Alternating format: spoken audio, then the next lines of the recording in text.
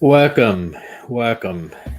September 11th is such a tragic day in 2011, and I felt like we need to honor that.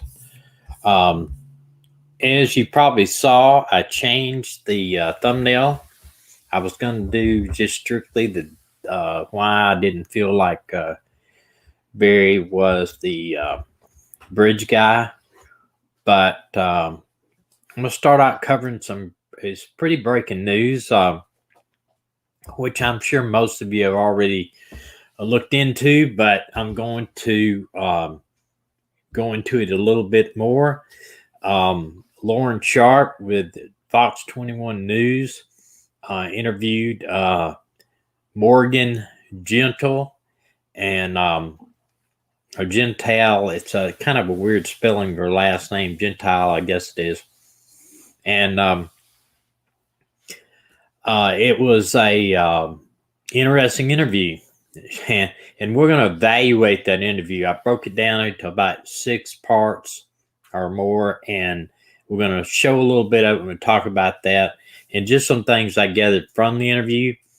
And then we're going to discuss something that I don't know how I feel about. It's a possible location of where the body is and why they think it's there. And I'll let you all be the judge of that. And if you hang around to the last of it, we are going to cover a little bit of who I think could possibly be the best suspect in the Delphi murder case in Delphi, Indiana. It was pretty graphic, and tell you why I think that this guy probably did it. And there's some other suspects in there we'll talk about, but it's going to put to rest, I believe, the probability of it being anything connected with Barry. All right, so wow, the Fox News, uh, she she interviewed Morgan, and I thought it was a good interview. She said it lasted about an hour and a half, but I gathered some real strong indications of it that she didn't exactly tell the truth during the interview, in my opinion, and she refused a polygraph also, which I know, a lot of people in here saying there's nothing wrong with refusing a polygraph. However, I think it's a way to confirm everything that you do, you're saying in your statements. Why not? Especially if you're not guilty of anything. Go ahead and take the polygraph. Get that out of the way. But she didn't. So we're going to look at that first. The interview she did and talk about it a little bit. I'm going to tell y'all something now, and I hope it won't affect my talk tonight. I'm dealing with a kidney stone, so I have not been in the best mood all day. Plus, felt like didn't feel good, felt puny, and so I took something to help me over the nausea, and it has made me drowsy a little bit. So bear with me, and I've had a huge amount. I've had over 50 stones in my life, so I'm very aware of when it comes and what to do about it and what I had to put up with it. So if you bear with me, I appreciate it. Let's start at this now. We'll talk about it in these segments roll. 21 News, an exclusive interview. She's a contractor and says Suzanne's husband, Barry Morphew, hired her for a job in Broomfield. The weekend Suzanne vanished. Lauren, now you've talked to another worker. Why is this woman now speaking up? Her name is Morgan Gentile, and during our 1.5-hour interview, she backed up claims made by Jeffrey Puckett. She says this case has broken up her family, forced her to relocate, and is keeping her from finding a job. Now, she says that he hired her for this job. Well, all of our indications is she's been working for him for a long time. In fact, later on in the interview, she says, I've been working for Barry, and she stops herself and says, a long time. And it's just, I get the feeling that she is kind of like lessening her role in his business and the relationship she has with him. And we're going to go on a little bit further, and you tell me what you think of it.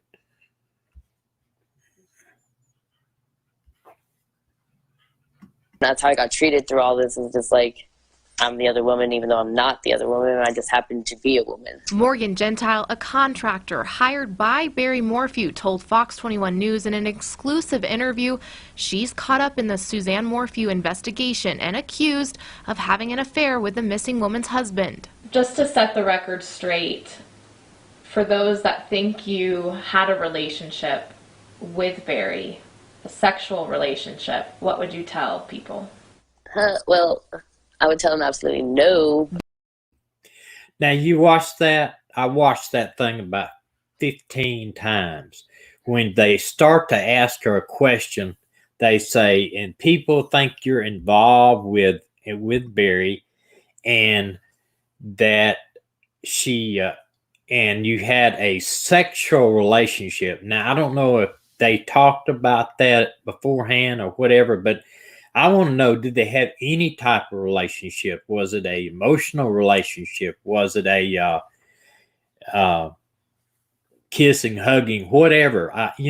She just, if you watch her face, I'm going to play that over for you. Watch her face. She smiles right before she answers the question. It could be something just nothing, but see if you look at it again, and you see if you think you see something a little bit different in it. I just felt like maybe she was thinking of the relationship before she answered. That's how I got treated through all this, is just like, I'm the other woman, even though I'm not the other woman. I just happen to be a woman. Morgan Gentile, a contractor hired by Barry Morphew, told Fox 21 News in an exclusive interview she's caught up in the Suzanne Morphew investigation and accused of having an affair with the missing woman's husband. Just to set the record straight, for those that think you had a relationship with Barry, a sexual relationship, what would you tell people? Well, I would tell them absolutely no. It's just strange. It's a very, very strange. As she's talking, she barely moves her head up and down too, like yes, and then she smiles. This kind of awkward smile, and then says, "Well, I would tell them no." It's almost like I don't know. I just got that was really strange. After you watch different parts of this. All right, we're gonna go to number. Next one. Barry denied the accusation as well. Everybody's out there saying, oh, he's got a girlfriend and he's having affairs. Where is it? There's nobody. There's never been another love in my life since 1988. Gentile says claims made by contractor Jeffrey Puckett concerning a hotel room in Broomfield used by Barry are true. We opened the door, and I mean, like, the chlorine hit you, and you're like, my eyes started watering and burning, and like, the towels were like super wet on the floor, and it looked like he had like made the bed before he left, but it wasn't made by a hotel clerk. And Gentile said she noticed other odd things that weekend. And so Barry had started working that beach shop Friday evening. Now, we're going to get into that in just a second of what his work was at the other location. But, earlier this week I read where several YouTubers were on there, and a couple of them actually drove by the hotel, and they were saying they smelt chlorine in the air, that it was not just in that room, that it was in the air. And that's not what Tube Crime did. He went over there, as we saw in his video, and he couldn't smell it anywhere. Went inside, didn't smell it anywhere. So I think if she would have smelled it when they walked up before they went in the room, then they may have said, when we noticed it even outside the room, but that's not what she said. She said it was very strong in the room, and she caused her eyes to water.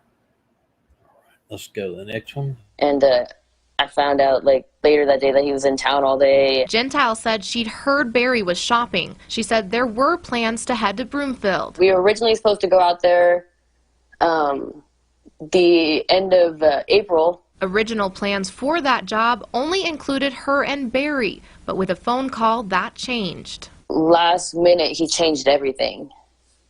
In fact, he called me that Sunday, Mother's Day, and was like really frantic, like really didn't sound like himself. Like, I hung up the phone and thought he just had the worst night of his life. Gentile says Barry asked her to get a crew together and drive to Broomfield. She picked up Puckett and headed that way to fix a retaining wall. Barry got there first, and he called again. Barry said that he had been up there all day, like getting the job ready for us.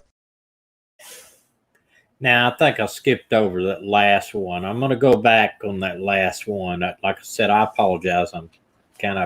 These medicines got me kind of mixed up in the head. But I'm going to play this last one again and see if I did. Barry denied the accusation as well. Everybody's out there saying, oh, he's got a girlfriend and he's having affairs. Where is it? There's nobody. There's never been another love in my life since 1988. Gentile says claims made by contractor Jeffrey Puckett concerning a hotel room in Broomfield used by A beach sand and not muck. Okay, wait a minute. I'm sorry, I got confused. That we watched that number 4 where they walked in the motel room and they smelled the big stench of chlorine, and then he hired her for this job over there where they did this massive search, the FBI, CBI, and everything. She talks about that real quickly. I'm going to play that one. It's a beach sand and not muck. That area is a construction site off County Road 105, east of Salida. No, it needs to be flat. And I was like, he was acting really weird about it. And I was like, Barry, like, what's up, And he seemed like, I don't know, stressed. He definitely seemed weird on Saturday. Investigators spent 3 days in that same area, a week later searching for any sign of Suzanne. I was planning to working all day that day, but we only worked till 11. And he said that he had to go make the wife happy, do some hiking or biking. And this was she says. Then she says she found out that he was in town. What's weird is she's keeping up with Barry. She knows where his whereabouts are. She's keeping up with him. Well, I found out later he was in town. I mean, if she's not involved with the guy, why does she care? Other than just being a worker. And I found out later that day that he was in town all day. Gentile said she'd heard Barry was shopping. She said there were plans to head to Broomfield. We were originally supposed to go out there the end of April. Original plans for that job only included her and Barry, but with a phone call, that changed. Last minute, he changed everything. In fact, he called me that Sunday, Mother's Day, and was like really frantic, like really didn't sound like himself. Like, I hung up the phone and thought he just had the worst night of his life. Gentile says Barry asked her to get a crew together and drive to Broomfield. She picked up Puckett and headed that way to fix a retaining wall. Barry got there first, and he called again. Barry said that he had been up there all day, like getting the job ready for us. It's like she said it was first only supposed to be me and Barry.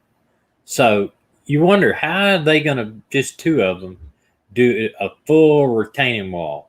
It was almost like she was kind of admitting, and then where were they going to stay? They rented a motel up there. I don't know. It just seems strange to me. The work that I saw that he did up there wouldn't have taken him more than 30 minutes. So I was just like, what did you do up there? But he said he was leaving. There was a family emergency. Her crew didn't have the right equipment, although Barry had left some tools behind in a hotel cart. It looked like Barry emptied out his truck bed is what it looked like. Like all kinds of stuff that we didn't need to do a retaining wall with. So they waited for further instruction. Gentile said Barry called crying Monday morning. He says Suzanne has gotten attacked, or a mountain lion has got her. We're heading up the mountain. We're going to go find what we can, and we're going to go find her. You guys are going to need to wait till 1 o'clock, or no, he said wait till 11 o'clock to get the brick. The job was still on, but according to Gentile, the materials never arrived at the work site. And I wasn't going to bother Barry with these phone calls because, his wife was missing, and I feel like this is little problem compared to his problem. Gentile said she and Puckett packed up on Tuesday and returned to Salida, and the investigation into Suzanne's disappearance was well underway. She remembers being approached by two men, a friend of Barry's and one of his family members, who told her, "We would give you your paycheck, but we don't want it to look like hush-hush money, and they're like, you have rights, but you don't have to give CBI your phone." Gentile says she did cooperate with most of what investigators asked. She says she interviewed with them 5 times and turned over her phone, but she declined a polygraph. I know my rights, and I was like, I don't have anything on. Days later, she says she heard from Barry again through text. She's a mess head too, just like Jeff. She is mad at me because I've fired her and don't let her work for me anymore. She's mad. So they're not going to say anything good about me. Now, why did he fire her? She says that she was fired because she turned over her phone and she is cooperating with the Colorado Bureau of Investigation, the FBI. You think about that. He calls her, put a crew together to come up here to do this job on the interstate, and then all of a sudden he fires her after she gave her phone to the FBI, CBI, and gave 3 5-hour interviews. Now I'm going to talk about that in just a second. 3 5-hour interviews. Think about that. She could tell them in 30 minutes what she saw at that hotel room. She could tell them in 30 minutes how they went in and the tools wasn't there. A lot shorter. What did she tell them in 15 hours of interview? You know, what did she tell them? What did they get from their phone? And the one big thing is, why won't she take a polygraph? And I know I get tons of people tell me polygraphs are not admissible in court. Believe me, I know that. But every police agency, every CIA, FBI, everything uses a polygraph to determine if you're guilty or innocent. It's just a way of eliminating you as a suspect and know that your statement is absolute truth. So, I don't know, but I got a feeling they got a bunch of information from her. So the last little piece. No, he fired me, I think, just because I gave up my phone and wasn't staying quiet. I was being compliant with CBI and them. Gentile says the experience scared her. I feel like if he was innocent, he would have talked to me, I worked with him every day for a long time. I feel like I'm scared of Barry. I ain't gonna lie. I don't want to see him ever again. I am innocent, 100% innocent, and the social media and the news media has made it seem like I'm a bad guy. A third employee who was allegedly hired to work at the job in Broomfield has refused all my invitations so far for an interview. The text behind me is from that worker, Cassidy Cordova. After I asked him to tell his side of the story, he said, quote, "There might be a reason I don't want to talk publicly. There might not be. I'll leave that for you or whoever else to ponder that thought. At this time, there is no named person of interest in this investigation. Still no word from the sheriff if his department will be joining the upcoming search to find Suzanne starting September 24th, led by her brother, Andy Mormon." Thank you, Lauren. The mystery in the mountains. Yes, we'll continue to follow it. Well, and look, I know a comment there that that it's all circumstantial. Yes, it is all circumstantial, but believe me, there have been many convictions on still circumstantial evidence. And we don't know what that she told them in 3 5-hour interviews. We don't know. I mean, if she knows something, why is she all of a sudden scared of Barry? And why does he fire her? That's my big deal. Let's not talk about this case. Let's do another, Thomas. Well, the problem with that is I got started on it, and I'm not going to just drop it when something comes up. We are going to examine other cases as we go along. This was new. But this was new information that I believe is going to be one more step closer to an arrest. And here's why I say that. I just want to know, why is all the immediately hatred towards his employee, somebody that workers said that he had a special relationship. They even used the girl's name, the nickname Nacho. They saw that there was something closeness between them that doesn't have the same treatment as the other workers. I saw the comment, but I couldn't get to it in time. I think he said he's a meth head, or the other one's a meth head, she's a meth head, jury's not going to believe him. Really? Then how come a lot of people have been convicted on people that are jailhouse snitches that have done horrible crimes, but they saw something and heard something? And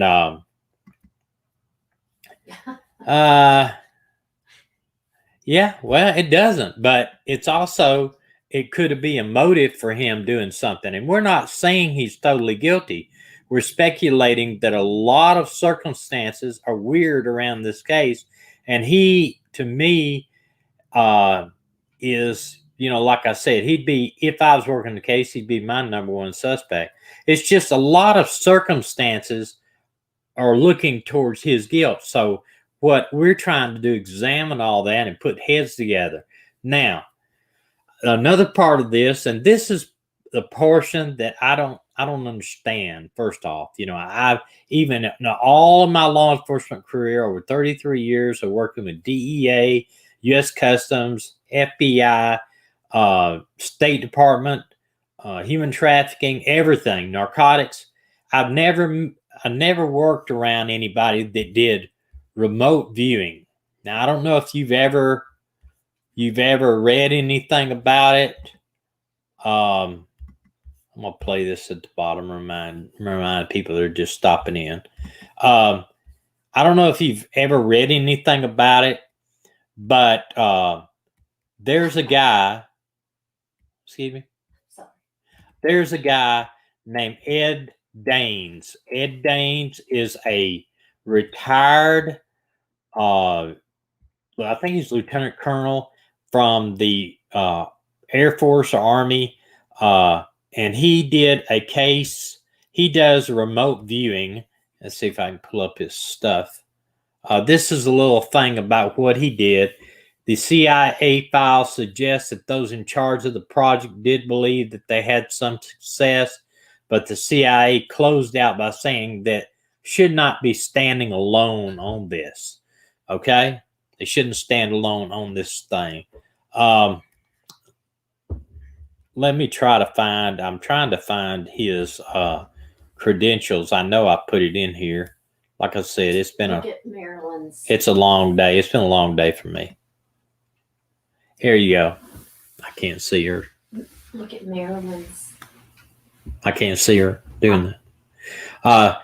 Major Edward Dane. He was a major, I think, in the Army intelligence, but his accolades are just amazing. What he's accomplished and his degrees and what he's worked on.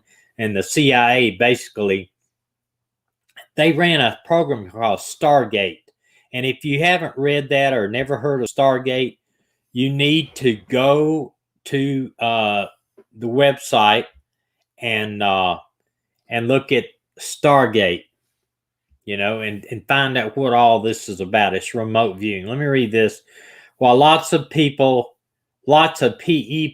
I guess it's profiling evil people, all of a sudden in here tonight, we work federal to appreciate your service. I appreciate it. Now we're not harassing Thomas. We like him.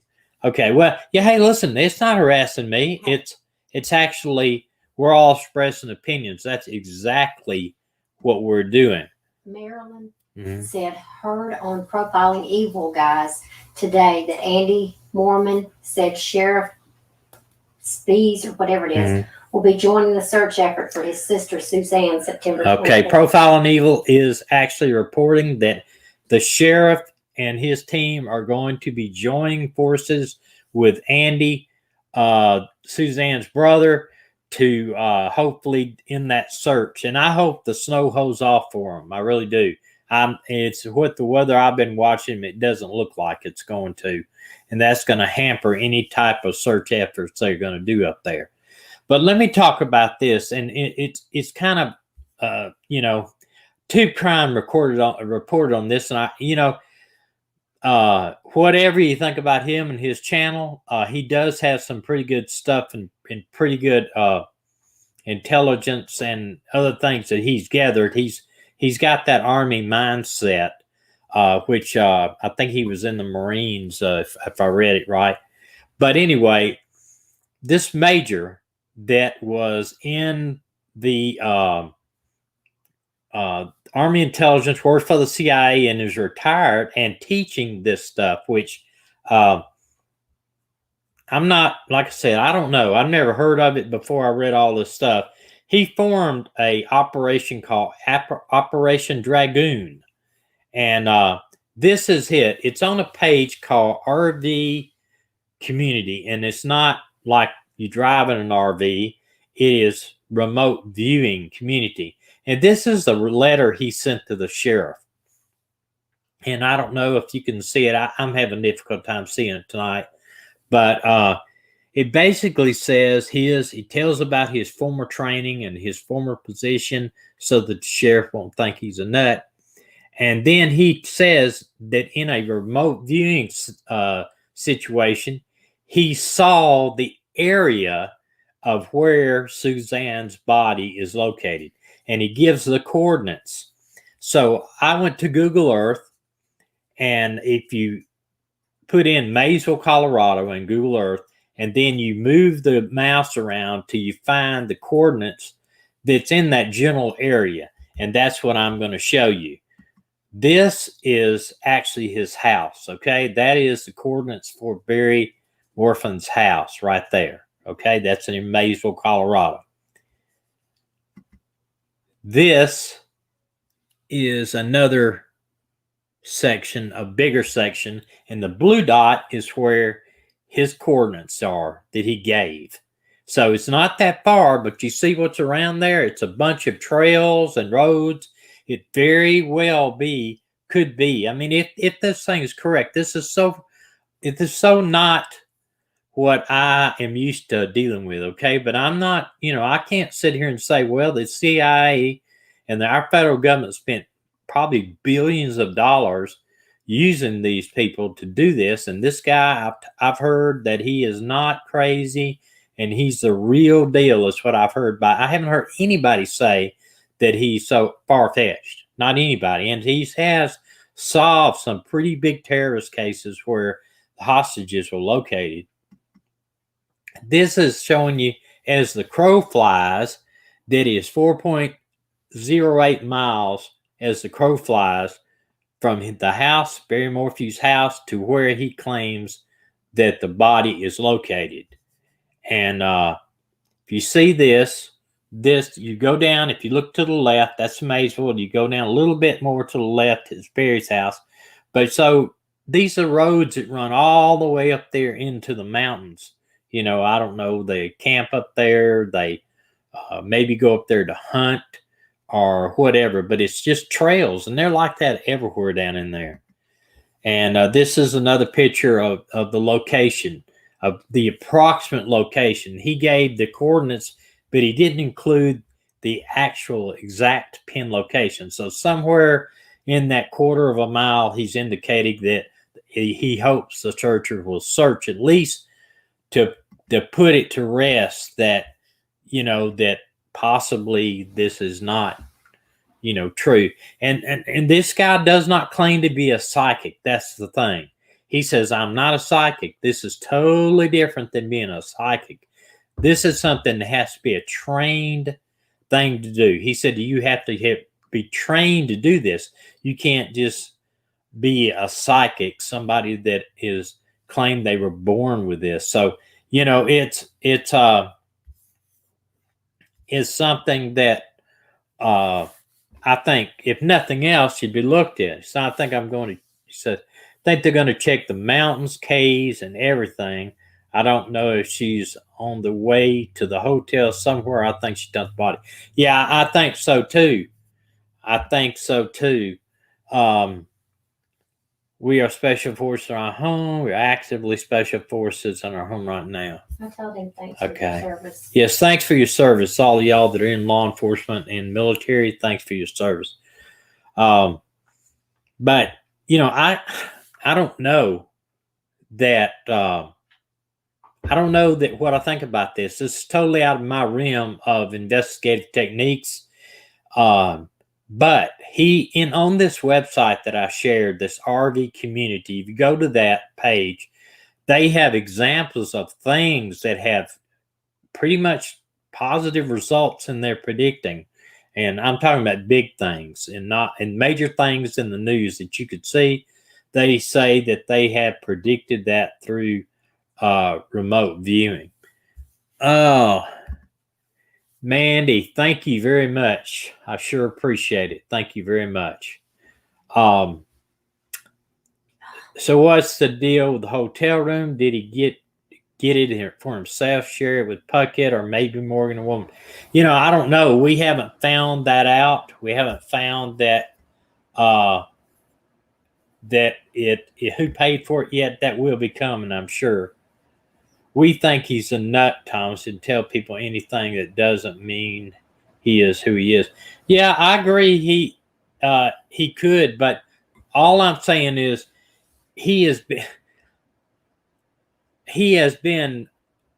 progressed his way up through the military. Ed Daines did, and he was put in these positions by the CIA. Now, we're not saying that the CIA is all-knowing, but we know that is the premier intelligence service for the United States.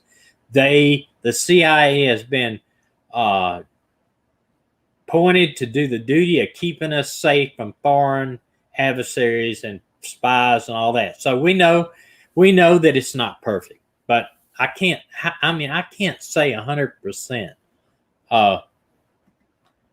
We don't know that this tube guy.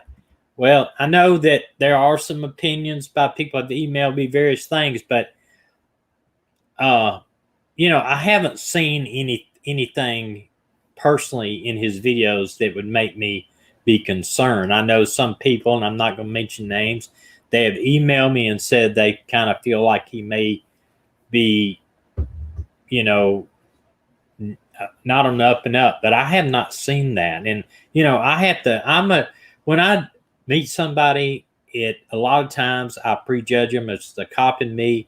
You know, I'll see something, but until I get to know them, and I may get to know them, and man, it's just like we're best friends and I trust them. But I just find out that, I mean, he has not showed me anything to make me question him and that he doesn't do this for the right reasons.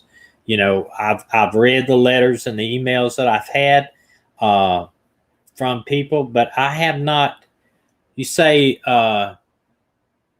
see, where you at? His videos, okay. You say his videos show violence and stalking. Could you send me those links? Because I went back and tried to watch as many as I could, and I didn't ever see violence and stalking. I don't know exactly what you're talking about, stalking. You know, I don't want to be the naysayers, but please send me the videos. I what I've looked at him and everything, and he's been very kind to me. He shared our channel on his channel. He's been very kind to me, and he is one of the people that is actually following this stuff. Now, he did a little thing on the butterfly when he talks about, or not the butterfly, but the dragonfly when he talks about that. But I kind of think he was joking around about that. I didn't really take him serious about that. Another channel did a reading and said that he had a military buddy help. That's what I heard. Well, he does have a military buddy that supposedly did 400 tours in Afghanistan or Iraq, which is impossible. So, but the thing that concerns me about this video with Lauren Sharp, the biggest thing is that two guys went out there and talked to her and discouraged her. You know, they told her basically it could have been a threat. You know, you don't have to talk to them. You don't have to give your phone. You know, we would pay you, but you know, it was almost, and that may be why that she declined a polygraph. He told the neighbor to look for Suzanne in the house when she was 2 cars. I don't think he told her to look in the house. I think he told her to look for the bike.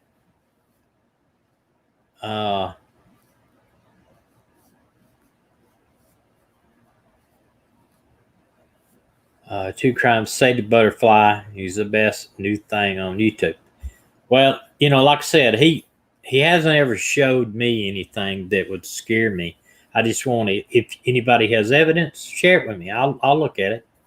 But like I said, he hasn't shown me personally anything by looking at his videos that would scare me or think he was stalking. Because listen, sure, there's people out there, there's tubers like Draper Brothers. I'm gonna tell you, those guys, I wish that I could do what they do by going out to these locations. They went out to the Delphi scene and tried to see what they could find out there, and they developed some pretty good hypothesis. Yeah, I think he is. I think he is funny and he's talented. But like I said, I don't. If you're going to tell me that there could be a stalker or could be this, you're going to have to show me something more than just an opinion. I got to know. I got to see it. I think the Dragonfly video was just mostly funny. It's satirical, whatever. But anyway, you know, I feel like she has said, you know, she is not working for him anymore. He has called her a meth head. You know, and when I get that is she has no signs of being a meth head. Her face is not broken out, or she's not missing a lot of teeth. She does not, you know, appear to be a meth head. Now, it doesn't mean she doesn't do meth, but she has a child. She was working full time. It doesn't hold the same characteristics of a meth head of what I've dealt with all of my career in narcotics. It sounds like he's mad at her for cooperating with law enforcement, so he fired her. That's what it sounds like.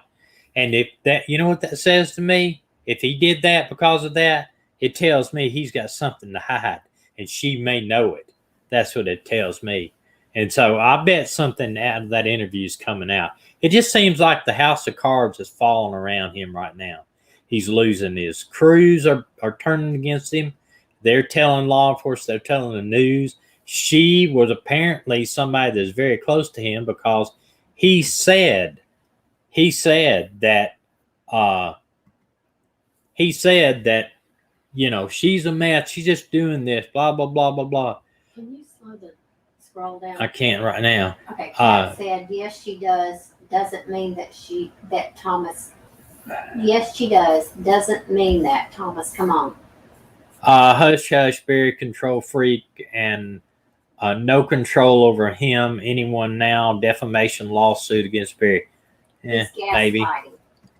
Yeah, and who said that? Yes, she does. She looks like a meth head.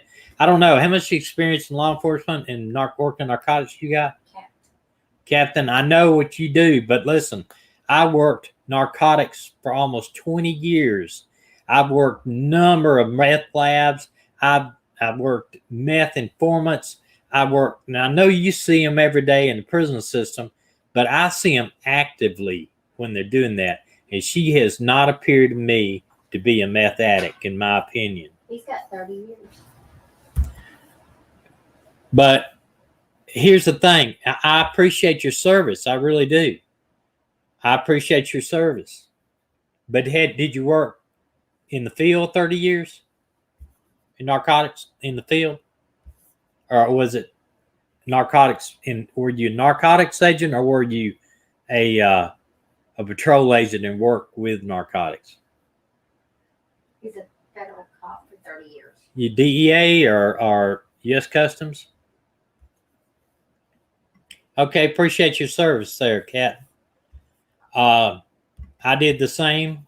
I ran a narcotics unit for a while and was very involved in with DEA, FBI, U.S. Customs, Blue Lightning Task Force. I could go on. I'm not here to toot my own horn, but I just don't see the meth thing. I don't see the meth in her. She could be, but I don't see it meth addict. I mean, she doesn't look like a meth addict to me. It's just, you see a meth addict, you usually see their faces are all broken out. You know,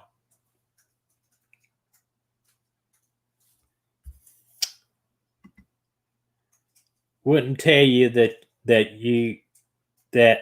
two YouTubers, Thomas. I don't understand exactly what you're saying. She's skinny, nervous on camera. It doesn't make her a meth head. The classic signs of a meth head. I mean, she could be using meth. Okay, let's just assume that she's using meth. Okay? Let's just assume that all of his employees are using meth. Would that cause them to turn against Barry and give interviews and tell about this room smelling like chlorine? Would that do it? I don't think that it would. I don't think obviously the captain thinks we're all just YouTubers.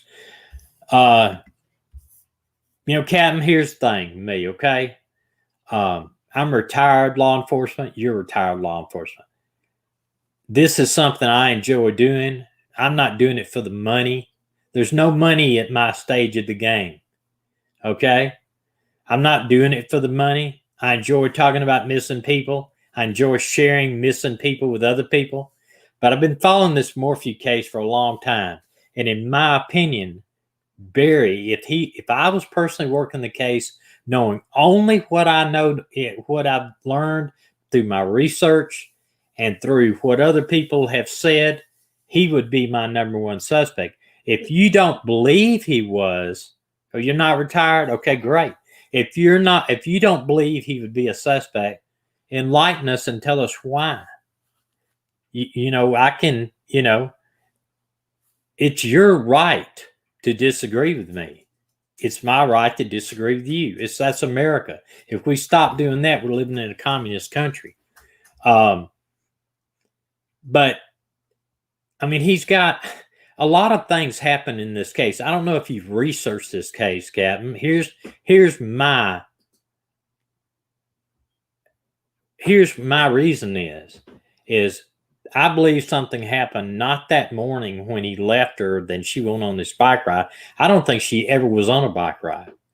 The bike was not damaged, as he said, according to the police. The CBI has talked to Suzanne's brother and told them that he's a suspect, that he's not cooperating. He refuses to take a polygraph. He refuses to take a voice analysis. And I know if you're in a federal agency that you have taken many polygraphs. I know I took many polygraphs when I was working with the feds too.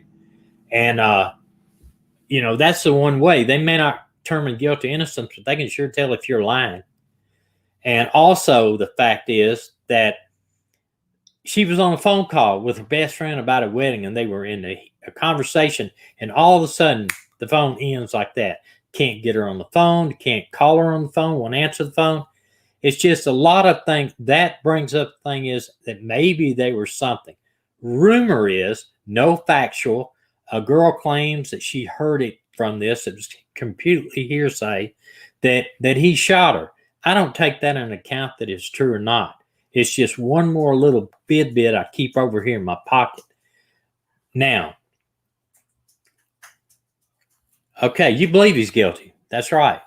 But we followed this case so much that we want to bring all of this stuff in.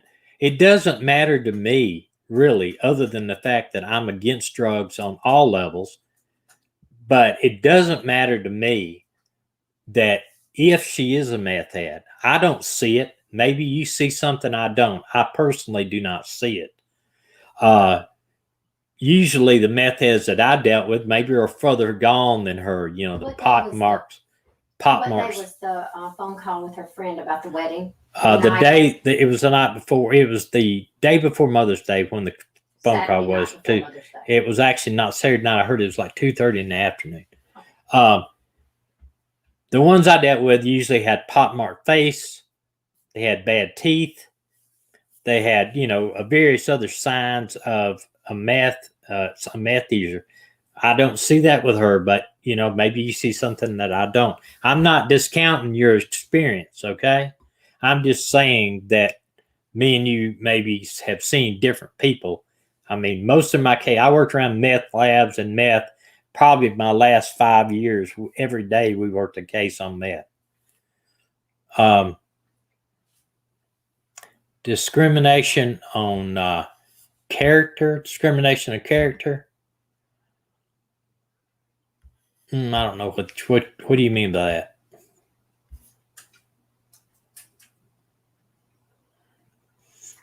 Yeah, I guess so. I don't think she's rich, so.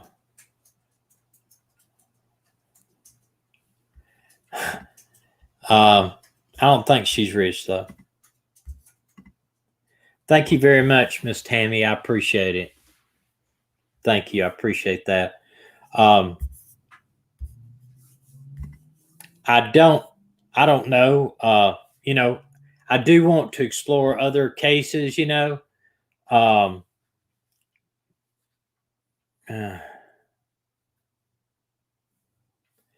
no. Well, I'm going to respect his opinion because if he says, you know, I take people on face value of what they tell me and what they can share with this group. If he says he's in law enforcement, federal law enforcement, the only thing I would say most federal law enforcement and cops that I've seen do not really respect, you know, express their opinions on YouTube for whatever reason. But I appreciate that you are. I appreciate you're in here. And you're making comments about it because your experience, as well as my experience, is just something that we can show other people that are not law enforcement. We may disagree on a theory, but he's my brother if he's in law enforcement. That's the way I feel about it. And I will respect that.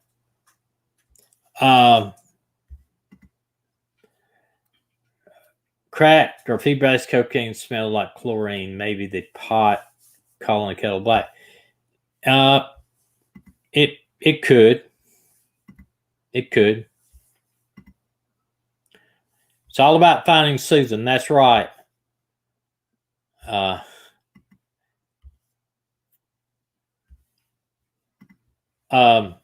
You know, a lot of everybody that is in here. Yeah, well, you know, and I'll say one thing, and then I'm gonna get off of the topic here. You're saying, right? You think law enforcement doesn't look into this YouTube stuff? Yeah, of course they do. You know, because I'm gonna tell you something.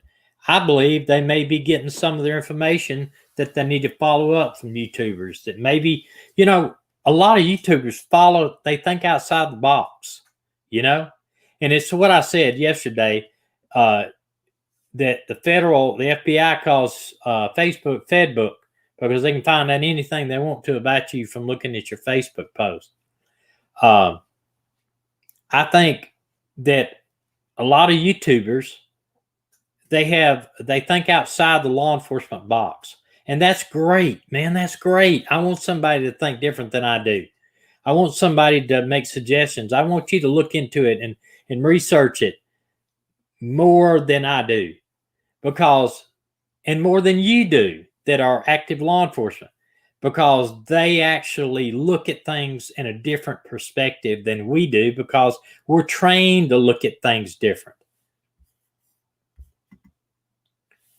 Barry used them because they may have a little shady and he thinks it'd be easy to discredit them. That could very well be it. That could very well be it. I know that that would make me wonder, why, if he, would he trust people that are actively on drugs? And I know Colorado is legal for marijuana recreational use. So we're not talking about marijuana here. We're talking just about the illicit drugs of cocaine, methamphetamine, that sort of thing. Maureen said, Andy said that Barry is very anti-drug. Why would Barry employ meth workers with Morgan every day? Yeah, you know, so my wife's saying that Andy, one of y'all commented and said Andy said, the brother-in-law said that Barry is very anti-drugs. Well, he could be, or he could not be. You know, just because Andy thinks that doesn't mean it's true, because obviously if Barry did this, then what they thought of his brother-in-law and everybody in the community and his church and everything else would tell you that that he was living a double life. I want to know if Barry initially said that he was the makeup fireman's training. You know, that's been reported. That's been reported. I want to cook that again. I can't know Barry's timeline until evidence beyond social media and rumor is released. Yeah, I agree with that. I agree. We can't know his timeline. You know, that's what I say about this place. This is that, you know, that we don't know it until it comes out for real. Maureen, how do you know that? How do you know that? Do you have some inside information that he didn't want her to take drugs, take any type of antidepressant or anything? And listen, folks, there's nothing wrong with people taking antidepressants, because I think it says so many. There's like 200-300 million people who do it actively in the United States every day. I never heard that that's positive, that is. I don't know about that. You know what my theory was. What my theory was is that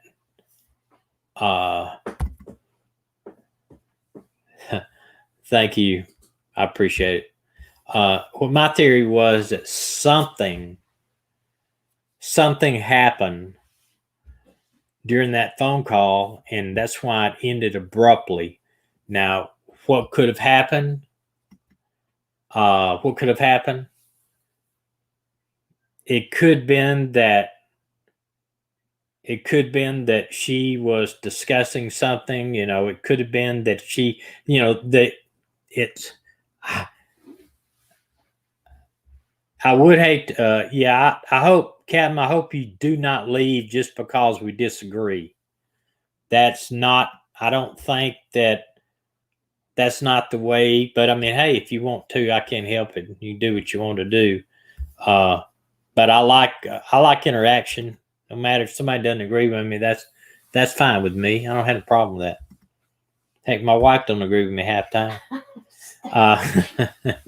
But what I'm saying is, my theory was that she was texting with her friend, then all of a sudden, boom, something happened. So they may have had an argument earlier in the day. They may have been disagreement earlier in the day. The information, the girl came on, Plunder, I think, or one of the other cases, J for Justice. She said that Suzanne had asked Barry for a divorce, and that's when he freaked out and shot and killed her. I don't know if she was this girl. I don't know. This girl may be just doing drugs herself. I don't have a clue. And she did hear it from somebody else. So I told you that day we need to take that on face value, that we need to, do that. And listen, Captain, if you haven't left already, the one that said you were full-time law enforcement, if you could send me an email at the missing live stream at gmail.com and give me a little history on who you work for, or at least what you do, and so I can meet you formally. If you would do that, I really would appreciate it. I'll post and that goes for anybody here. If you got any tips on cases or anything, that is my email streaming across the bottom of the screen. I'd appreciate it if you email me, talk to me, tell me what's up, tell me your theories. And I I know Profiling Evil. I commented on their page one time and said I was former law enforcement and retired, and they asked me if I could email them my kind of like my history with it, and I did. I emailed them my history and told them basically who I was, and I appreciate it, Captain. If you're still here with me, if you can do that, just email me your history a little bit. You know, maybe what you're doing now, what you're working, and if you don't mind, wherever you work, you know, I would appreciate it. Just as a brother law enforcement officer and or a brother or sister law enforcement officer, and just give me an idea of who all's at my chat channel. I really do appreciate it. Okay. Yeah, it is. Timeline is like that. I'm trying to click on one. I can't do it. Based limited information we have, it would appear to the point of buried, but I'm profoundly committed to fairness and avoiding wrongful conviction. Oh, absolutely. Absolutely. Worried about if you're right, focusing on the system. You know, I agree. We can speculate all we want, but we can't say 100% that guilty that Barry is a guilty or suspect even. Huh? 1036. Police. I know you said 1036. That I've got two different codes, so that could be a lot of. Is that a police code you're saying, or is 1036 the time that something happened? Two people said it. We would say under. I think I know what you're talking about, but that wasn't 1036. Was not our code for crazy. Why it take 4 months to come up and with these people? Well, I think these people are just coming forward. You know, I think these people are coming forward. They're. I mean, I think that the catalyst that got this stuff started was the fact that the motel room, you know, they walked into the motel room, they smelled this chlorine, they had found wet towels on the floor. That would indicate he was trying to clean something off of him or up. And, you know, both of these people came out and said, and I think what got Barry all in a tight and wants to fire everybody is they're cooperating. You know, these two people went to him and told him, you know, hey, you don't have to talk to CBI. You know your rights. You don't have to give them your phone. You know, we're going to pay you, but we don't may want to make it look like hush money. You know, I mean, man, that's exactly what I mean. You imagine that you're all of a sudden the police have talked to you and asked for your cell phone, and then two guys, one of the relatives of Barry and another guy, come out of a vehicle and tell you you don't have to talk to them. You don't have to do it. You know, you don't have to do this. So it's almost like a threat to what I indicated that was. Now, the other guy that at the end of this interview, Cassie, I have his last name. He has a website, a Facebook page. I'm not going to mention his last name right now, but he has on his Facebook page, which is still active, said to his friends, I'm not giving this an interview with Fox News. They bugged me and they bugged me and bugged me, and I'm not doing it. And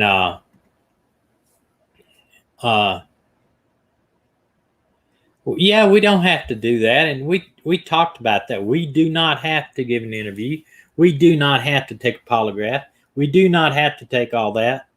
But as I said before, it's a good way to take you out of the picture of investigations if you do one. If you're not guilty and they take a polygraph, you know, no deception, they can move on to something else. And that's my thing, you know.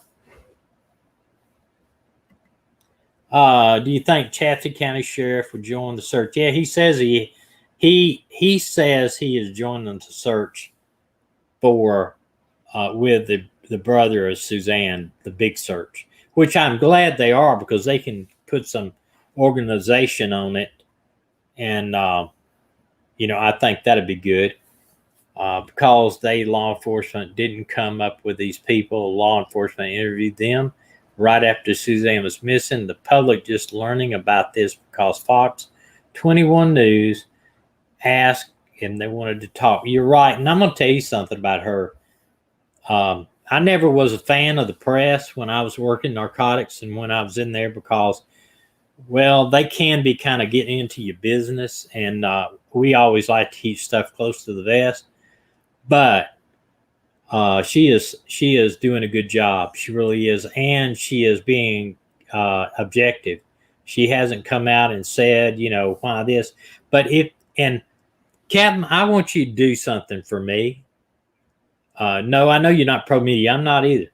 I want you to go over to my rant on my websites there. I did a rant on Barry, towards Barry, and that's the way why I think so much stuff is leaning towards him.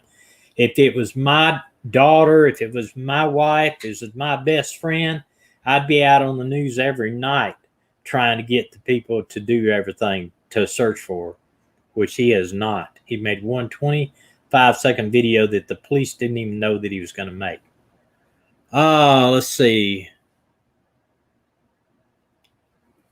And look, just because people are, I know people are kind of down on Barry. He says, "Oh, everybody woe me, everybody hates me." I don't know that Barry's going to do it. I personally if I was Barry, would not do it, because just think, he finds her. What is everybody going to say? He knew where she's at. That's why he found her. Or lead other people in another direction. I personally would not do it.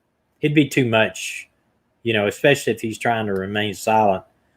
I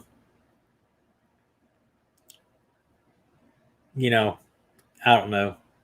I know a lot of people I've heard, they've emailed me and they say, he's guilty of sin. He's guilty of sin. And my response is, let's wait for all the facts to come in on this case before we convict him. I'll be honest with you. That's what my problem is a lot with the media right now. These officers like Atlanta and Minnesota and other places, they convict them before they even had the first investigation on what really happened. Sure, the Minnesota thing, it's a problem. That boy's going to go to jail over that. But Atlanta incident where the guy shot because he took his taser, that's what you taught to do. But it's not always good, but it's what. And a lot of times the media judges you guilty before the investigation gets out there, and that's not right. And that's not right on anything. Let's not judge people guilty before. No, polys won't help us. Yeah, I disagree with that.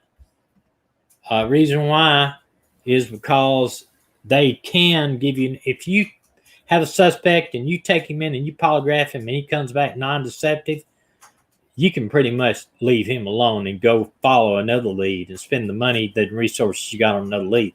It doesn't mean he completely is off the table as a suspect, but that's a big hurdle he jumps through. And if your agency, whatever it does, I'll challenge you to say this. If you are a police officer like you say you are, you've been polygraphed before. You've been polygraphed. And they polygraph you when you get hired, and they polygraph you if there's a question about anything. They do. It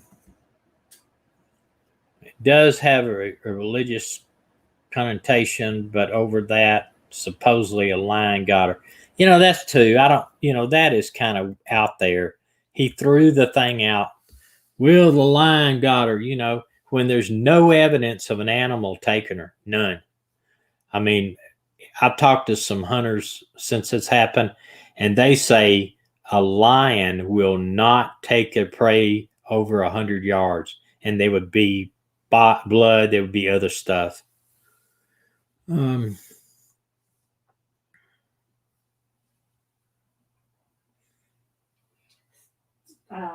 yeah, and also somebody asked that did the captain there with the I'm just going to Marcade Mindy. The captain said, basically that has anybody seen Barry or me do the interview about the line, and you know I think the line story is actually just at best bet a guess on throwing people off.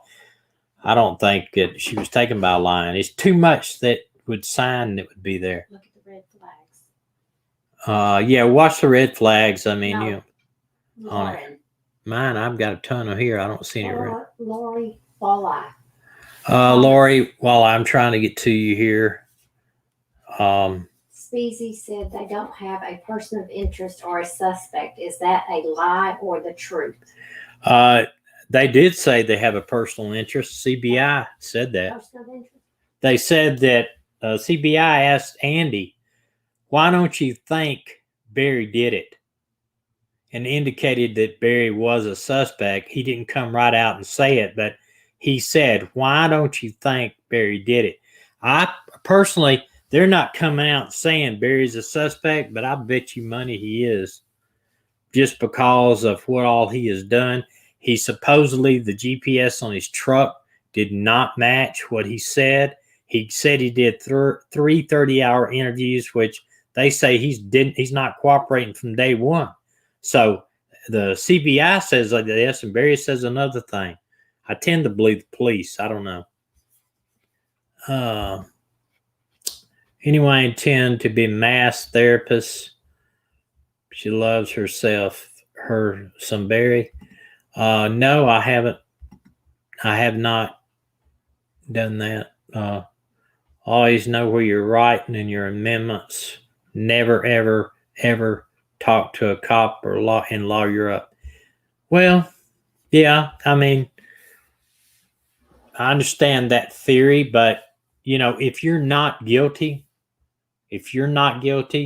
and you're in this situation like this and you don't worry about having to lie, like you don't mind taking a polygraph because you're not going to lie, then probably it's okay to take a polygraph. Now, I'll tell you this. If I get stopped out here and there's any inkling that I might be involved in something, you think I would talk without a lawyer? No.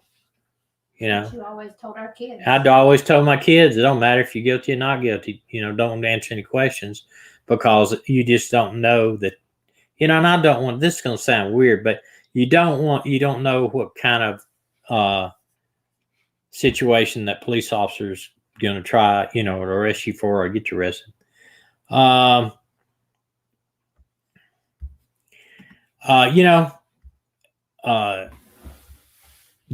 law enforcement is not good. I'll be honest with you. And there's nothing wrong with just saying, I don't want to talk on a lawyer. That doesn't make you any guiltier than the person who did it. But in this situation, like it is, then we still can look at it objectively and say, if I'm not guilty and they're trying to throw me in this missing person murder thing, if I'm truly not guilty, then, I might take a polygraph just to it's a tool. That's right. It is a tool. It's nothing else. Peggy has a question. Thomas, is it true Barry moved out of the house? The question was, Thomas, is it true Barry moved out of the house? The information I have is that when the police came in, they seized the house and they basically moved him out of the house. And that I heard, this is heard through the grapevine, it's not written in stone. I heard that he is not in the house anymore, that the police still kind of got it contained. He's supposed to be living with another firefighter behind the house, but he may have moved back in now. Maybe somebody that knows something more than me can tell me anything. Tachycardia, fast heartbeat, anxiety, fall. I failed the polygraphs. Yeah. If you have all that, there's a good chance you would fail the polygraphs. And like I said, they're not foolproof. What I said was I would hope that Barry would take a polygraph. Then, if he flunked the polygraph, that he would take a stress analysis of his voice, kind of like a double whammy. Let's find out if he flunks both of them. It's just a way, and it's just all I said was a tool to let officers pursue other areas. Yeah.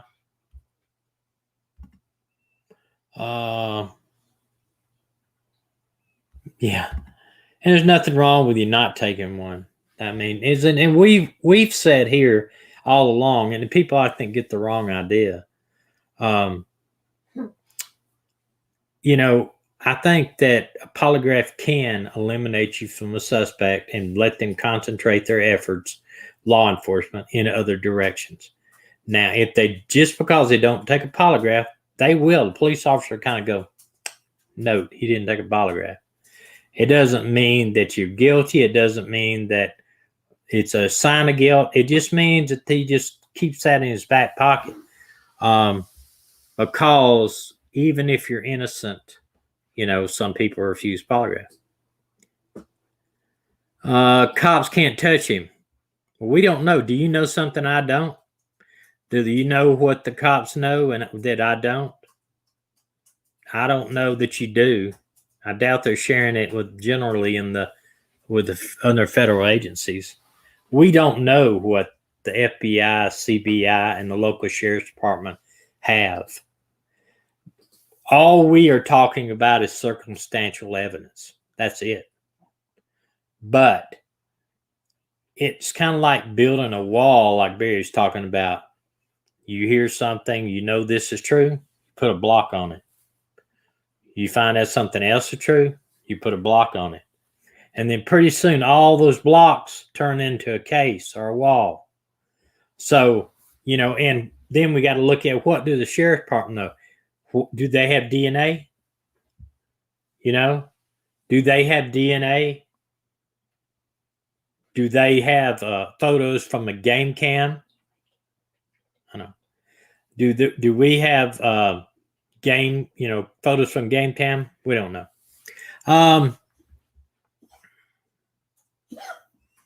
Anybody got a question other about anything that we've talked about? I've kind of got off track, but right, I am going to move on. We're going to move on. DNA is questionable. No, I don't think it is. It can be polluted, but it's not questionable. Had a comment here of Sally said the ordinary dude like Barry cannot trick a polygraph. Well, I can tell you pretty much how to do it if you wanted to cause it to be unknown, but I'm not going to go into that. Yeah, I agree. DNA is pretty solid. What my biggest concern is this weekend is snow. They talked about on the weather that snow is moving in, and Denver could get like 12 inches of snow. Also, these fires are out there. You never know what's going to happen. So that is what I think. But now, what do y'all think about this remote viewing thing? Let's don't talk psychic. I'm not talking about tarot cards or psychics or anything. And he tells you, this remote viewing guy, he says it's not psychic. That's not what we're talking about. What do y'all think about it? Do you think it's real? Do you think it's to learn? He teaches a course like $200 or $300 to learn how to do it. I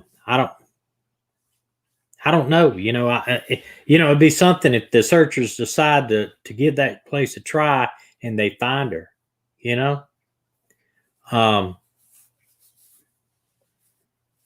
Let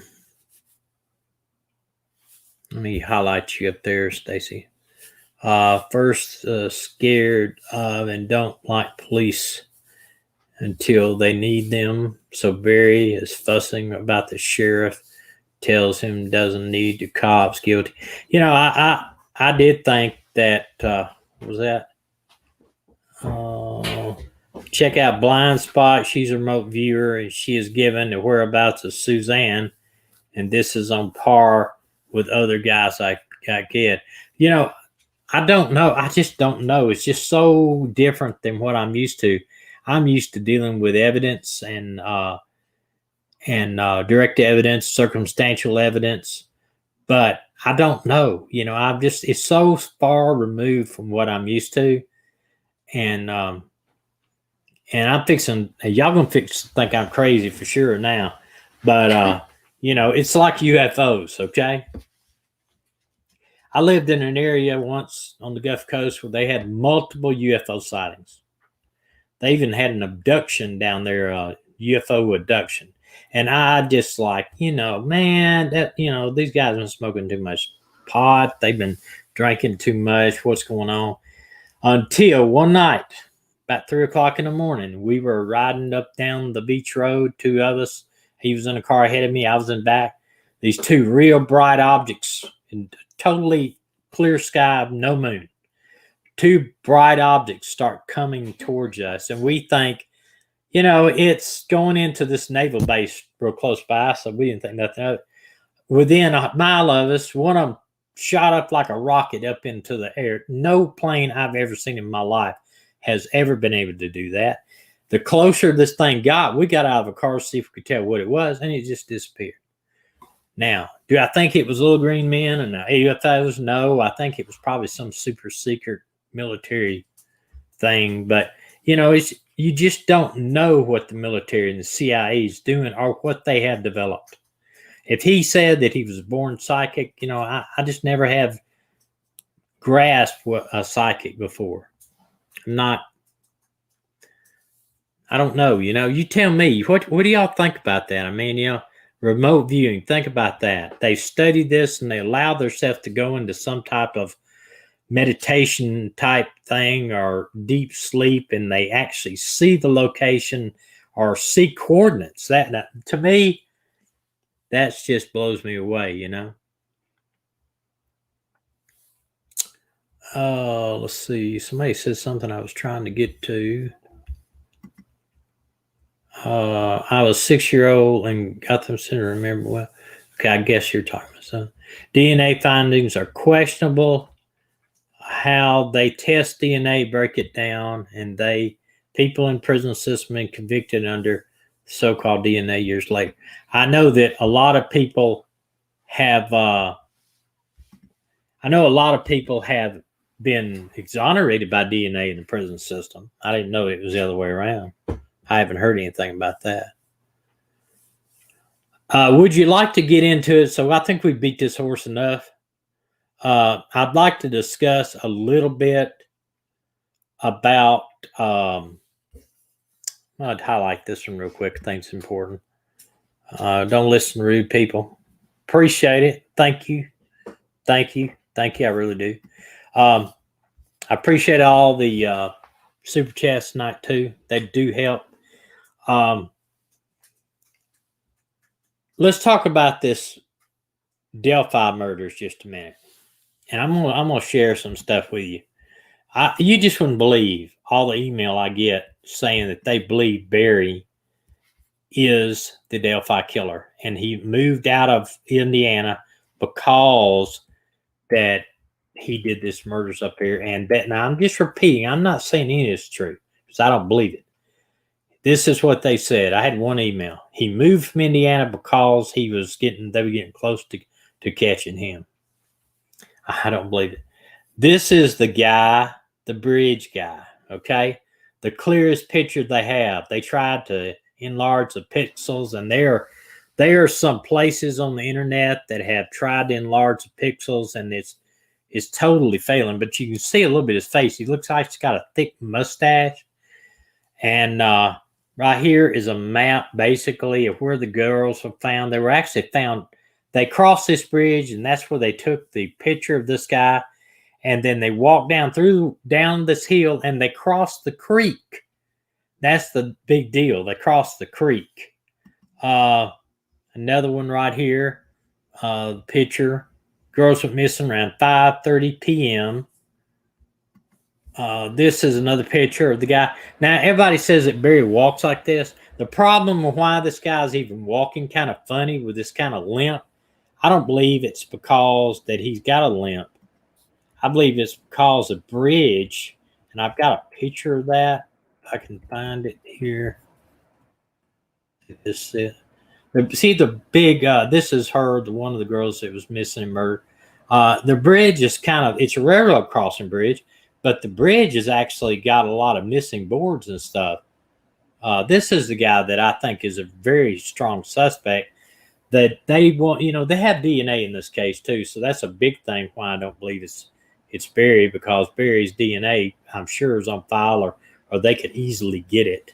That wouldn't be a problem following him around a little bit, and that'd be no problem getting the DNA. But this guy was in a standoff with police, and I think he did a sexual act. He had 17 counts of first degree.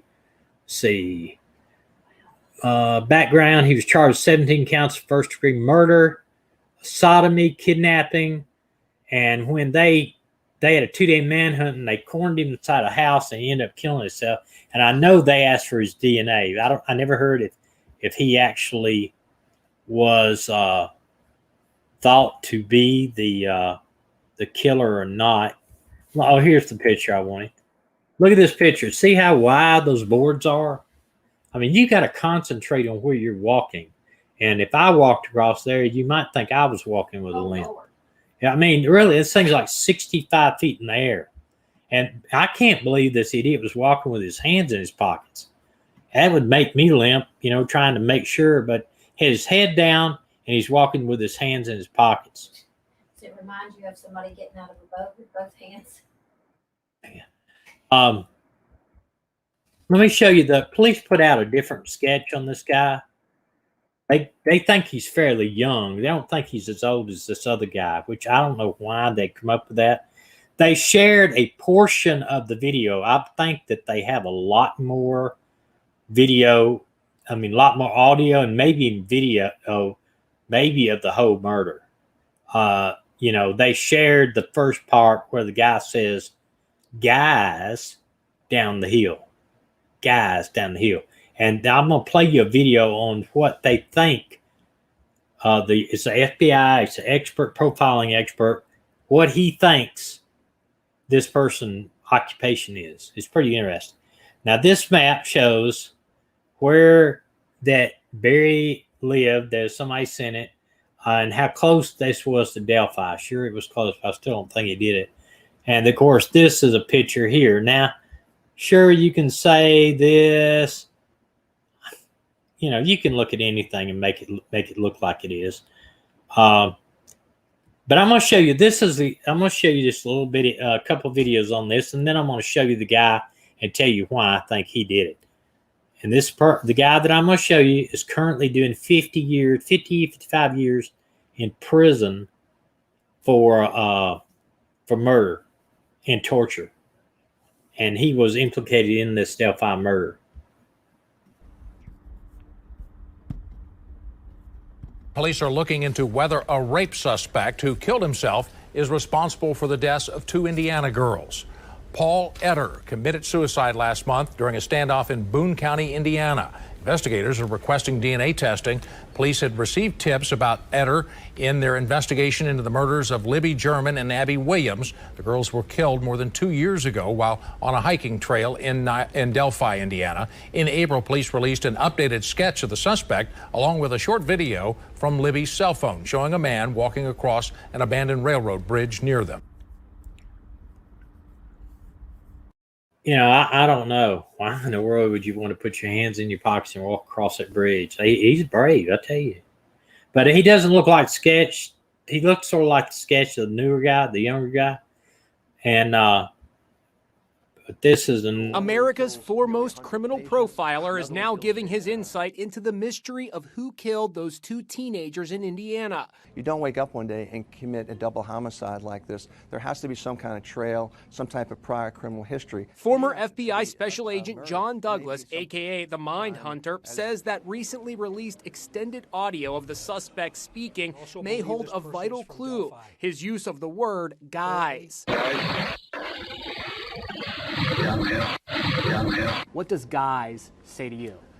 Guys say to me that there may be he may know these victims, or it's a person like, if he's dealing with children, girls and boys, he won't say boys, he will say guys. So someone who has interaction with children. When you say somebody who works with children, a coach, a teacher, what does that say to you, like profession-wise? Yeah, it was almost how like a school teacher would tell kids. Abby Williams and her best friend Libby German were found slain near this old rail line in February 2017. Video of a suspect was released at a news conference last month, along with a new sketch of the suspect, showing a much younger man than the previous police rendering. I asked Douglas about the chilling suggestion by cops that the killer might actually have been present at the news conference. It was open to the public. To the killer, who may be in this room, we believe you are hiding in plain sight.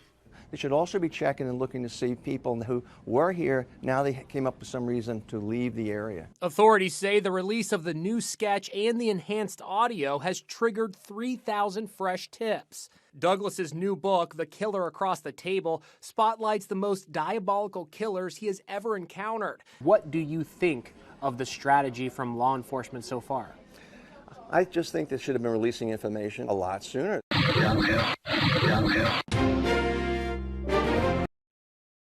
So, I know what people are going to say now. Well, that just goes to show you he moved from Indiana right after murders. Yeah, but so probably was a bunch of other people. I just don't, like that guy said, you don't wake up one morning and kill 2 kids. He raped them too. Not just killed them, he raped them. So they have DNA, and I'm sure they've checked him. With as many people that are emailing me, I know they're probably in that 3,000 tips. They're emailing the FBI on this guy. Now, here would be my number 1 suspect, and I'm gonna tell you why. Get up here to him.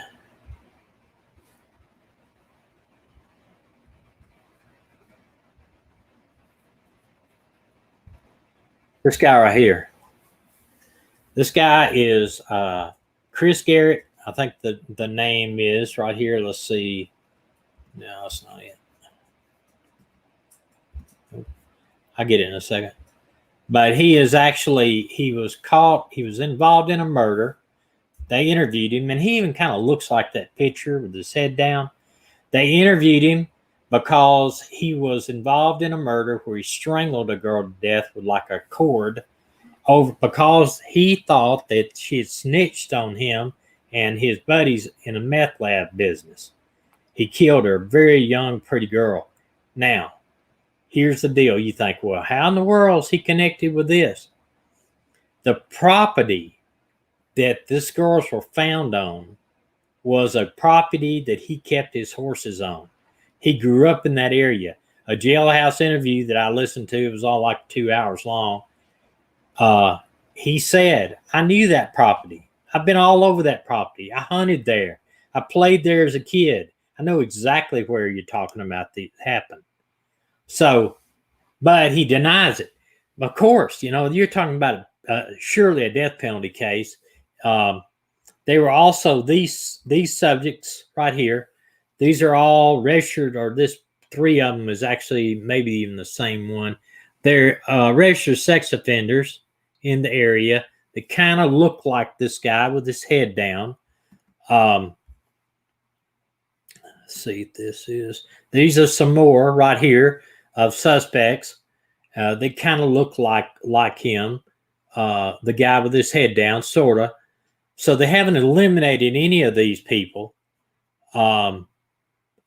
Another one right here. This is the one in the top left-hand corner is the one that killed himself in that standoff with U.S. Marshals and other people, Paul Eder.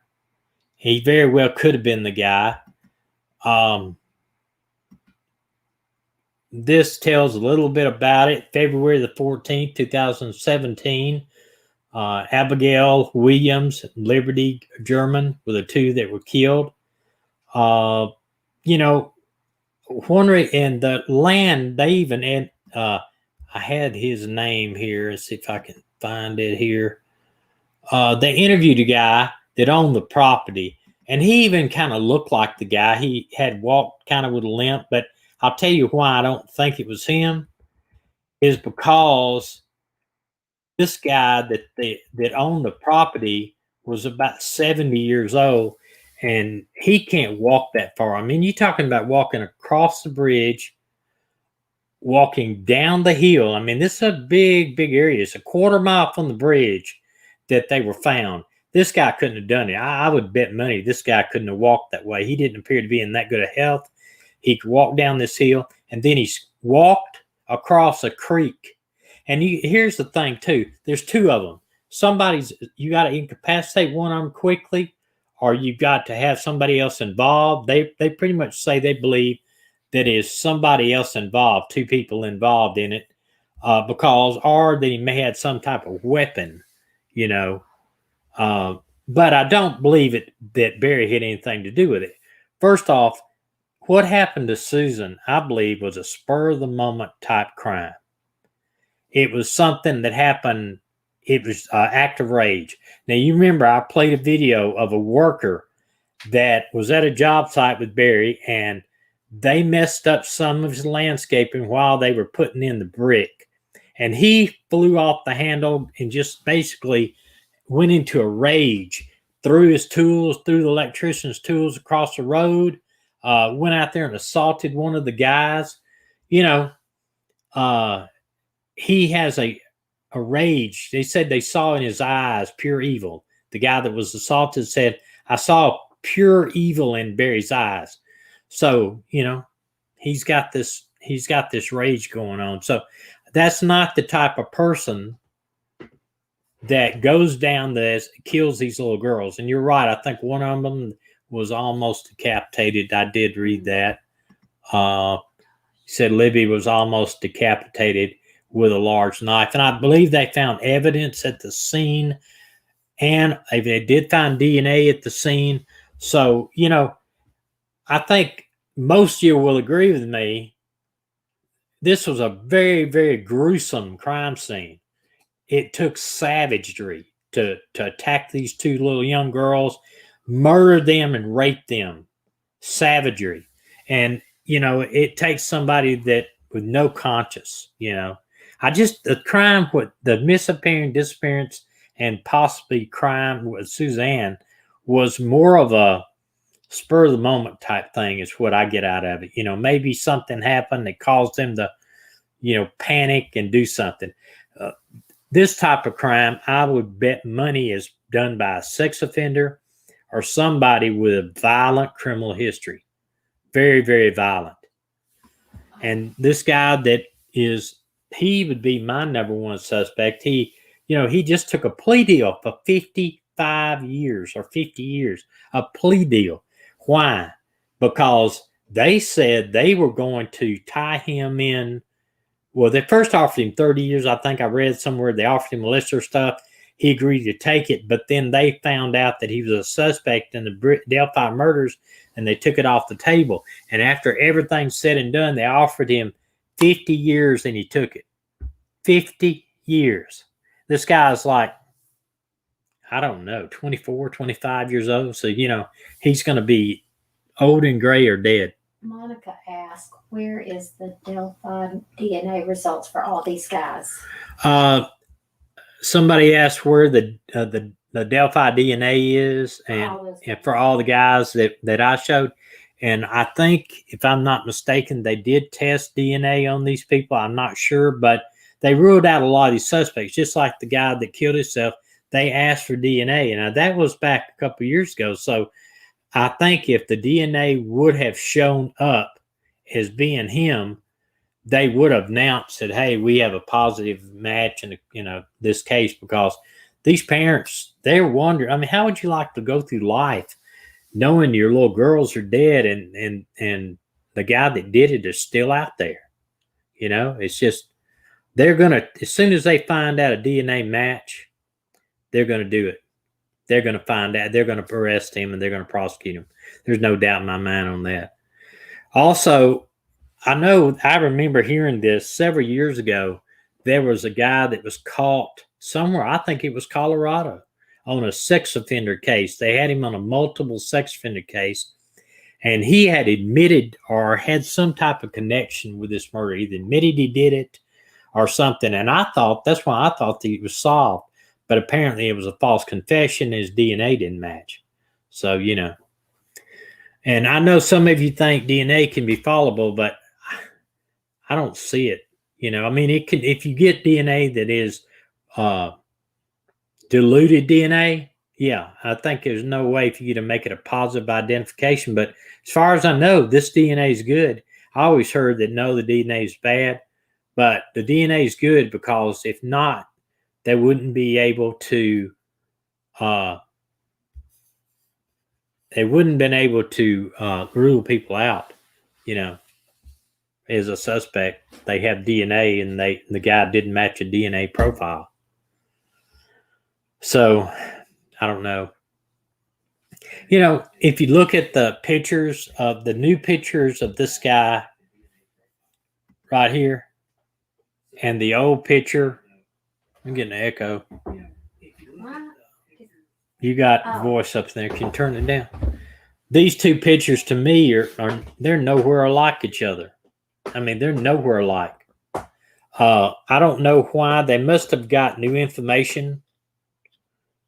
Maybe they got new information on a suspect, and this is a drawing of the suspect. Some informant might have told them, hey, go check out so-and-so. And then when they did, their artists made a drawing of so-and-so, hoping somebody would look at it and say, hey, what's his name? I mean, you can make a point that one on the left looks like him. You could do that. I don't think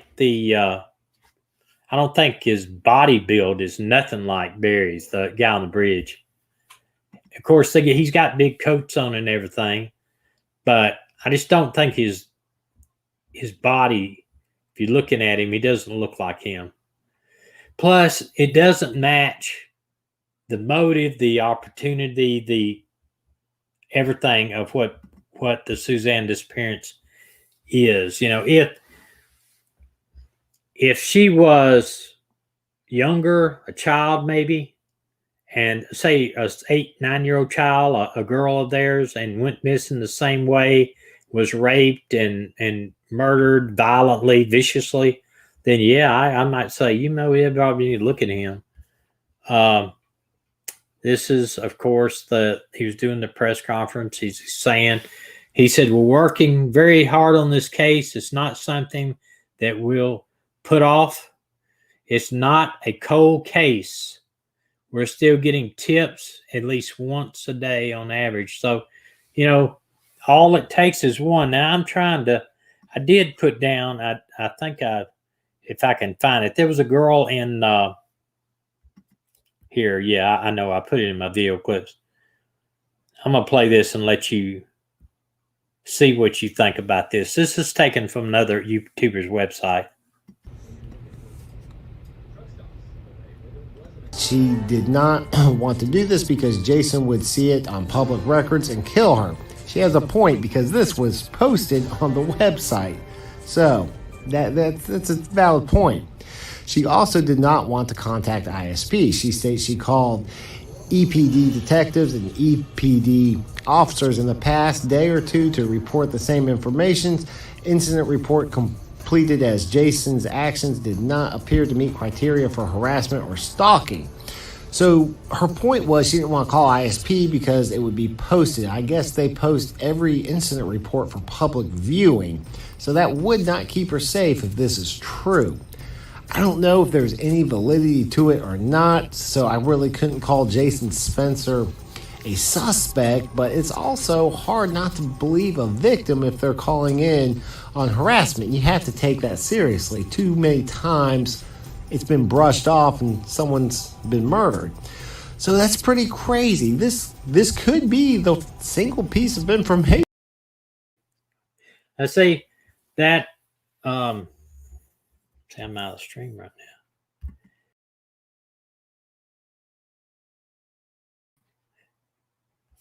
Hold on, man. I'm out of the stream. Hold on. Why am I out of the stream? Okay, I got figured it out. I kind of lost myself there for a second. That's Funky Bot, I think is the name of his YouTube channel. You probably need to go back and listen to this whole thing. But I'll come back. There's a delay. This girl apparently called in on her boyfriend, said he told her that he was a Delphi killer and he killed these girls, and shared some pretty inside information. So, but you never know. You don't never know. He may had an affair on her or whatever, and she is trying to get revenge. Either way, man, I tell you what, that's some revenge. I just don't, but my point is there's way too many suspects that look like more suspects than Barry does. I mean, there's just no indication at all that Barry had anything to do with this crime. None. And you can point to those two. The one, Chris, I think it's Chris Garrett, is sentenced to 50 years for murder. I mean, he knew the area, knew where she was murdered, talked about having his horses over there, talked about walking in that area many, many times, knew exactly where it was. And he used the excuse, well, it's not me, and you think it's me because I know the area and I know the owner of the area, and you need to talk to the owner. And the owner's like a 72-year-old guy. He didn't look like he can walk 25 feet without getting out of breath. I just don't think that... Keep two girls under control. Yeah, keep two girls under control unless he had a gun, and cross a creek like that with her. And it's an indication one of the girls lost her shoe, so they're thinking maybe she tried to run and was tackled or whatever. It just doesn't. I think he may have had bit off more than he could chew, and his age and the fact that he had to walk so far up and down a hill. And would you see a 70-year-old man or 75-year-old man saying, guys, get down the hill? That's a young man's term, if nothing. But I think also that there's more video or more audio that the police have, because they said they just released a portion of the video and a portion of the audio. So they could very well have captured the whole attack and murder on audio, and that's why they're not sharing it. But I would guess that, I mean, this guy looks like he has all the characteristics in his face, his hairline, what his nose looks like. If it's down, he looks like that. And a young guy might put his hands in his pockets and walk across the bridge. I would not dare do that on that bridge. I probably wouldn't even walk across that bridge. And I know that Tyson even said that in his the Draper Brothers. He went across, I think, and he said, man, that's something. He said, it's not an easy walk. And you imagine, it's only about 5 feet wide. Hey, Ann says that there are too many factors you're skipping over, Thomas, that shows Barry can be BG. Okay, Ann, tell me about it. That's what we're here for. What factors am I skipping over that make him a suspect? Just name 2 or 3. I just don't see it. I don't see. It's like that FBI profiler said, and I'm going to tell you something. If you have Netflix, go back and watch Mindhunters.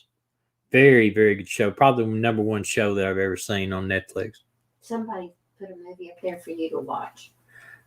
Somebody put a movie up here for me to watch. Is that if you could? Cap posted. You needed to watch it. If you could give me that again, because my things are rolling by so fast, I don't see them, and especially when I'm sharing something like this picture, it goes away. I'll tell you. Movie Big Fish? No. No, that's not it. No, that's not it. And please tell me something I'm missing, because I can't. The Suzanne Morphew incident, I believe, was spur of the moment and an act of rage. That's just my opinion. I think she wanted a divorce. I think maybe she had told him, hey, I want a divorce.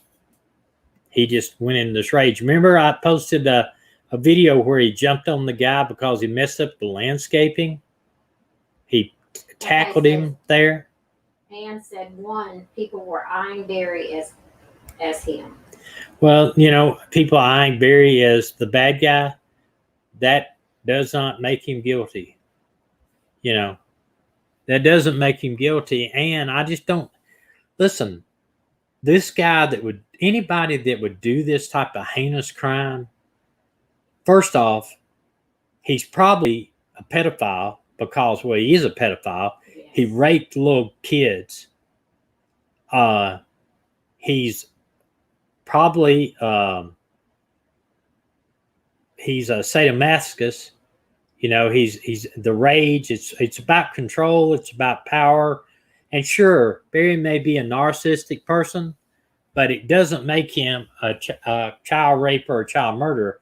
The reason why, just because somebody's looking at him, look, what I've heard a lot of people say, he lives close by. He lived about an hour away. And that he wanted to move out of the area because it was getting too hot for him. I've tried to find anything in the police reports, the police records, anywhere he was named as a possible suspect. Not one little indication that he was even thought of as a suspect. Now, you get a lot of YouTubers, a lot of people on YouTube that are saying, yeah, I think he did it because he lives very close and he kind of looks like the guy. He kind of looks like the second drawing. He kind of does, but it doesn't match the type of person that he is where he's at. If he was going to kill somebody, he lived out in Colorado for 3 or 4 years. I don't know of any unsolved child murders out there that have that same type of modus operandi. I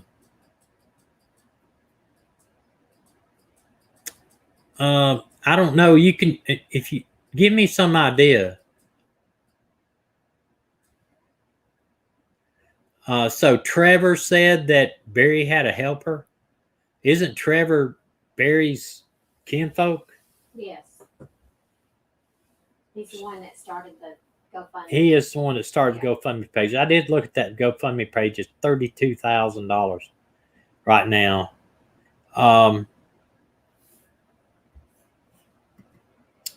Both Barry and Trevor just said returned Susan to the U.S. No question. Yeah, it does. Ann saying Barry and Trevor said just return Suzanne to us and no questions asked.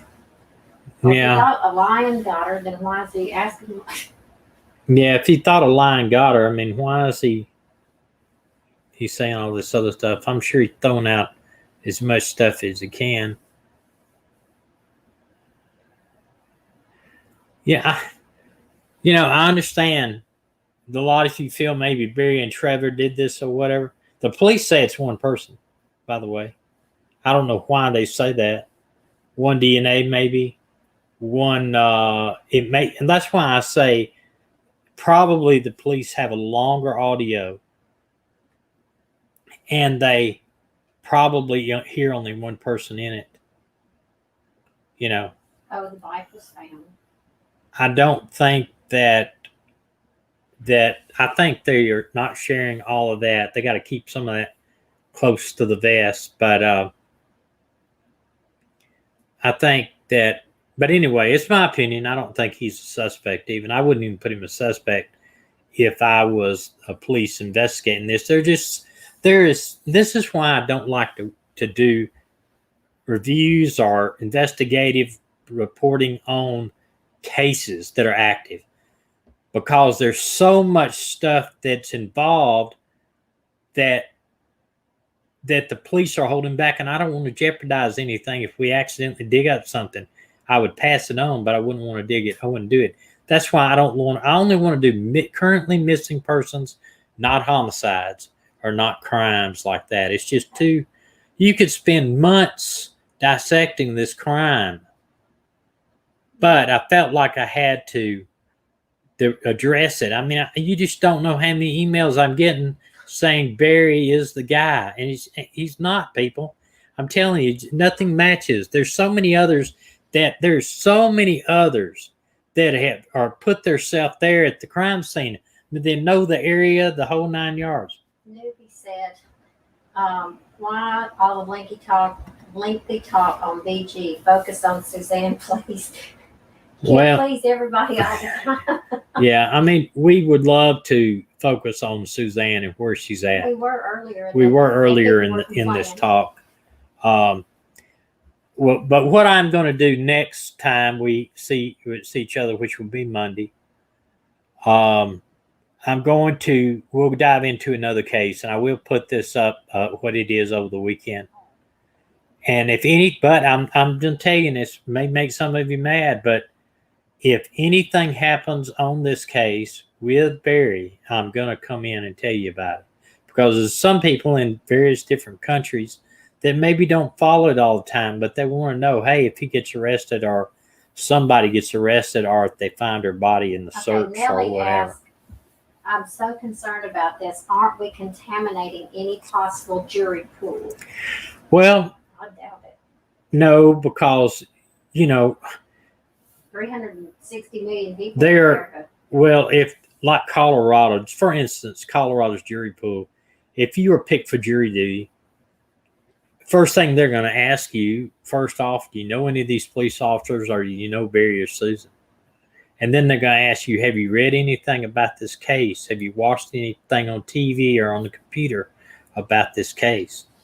And not everybody, I mean, I talk to people every day that don't even own computers.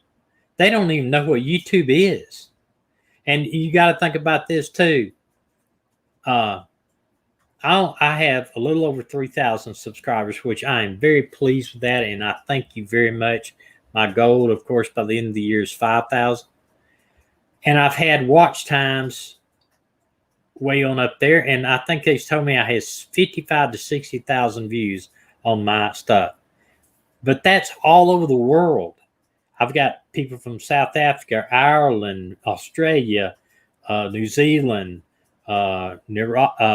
Nigeria, London, everywhere. I can't even name them all. Iceland. I mean, I'm just blown away that somebody want to watch me and on these cases from a different country, my motherland of Ireland and England. But, I don't think a jury pool is going to be contaminated by that. And then the last thing they always ask, would it make a difference in how you feel about this case, even if you have seen things, So I don't think so. There's a lot more people that don't use computers than do. You'd be surprised. Or even do it on their phone. I mean, I half the time don't know where my phone is. That's true.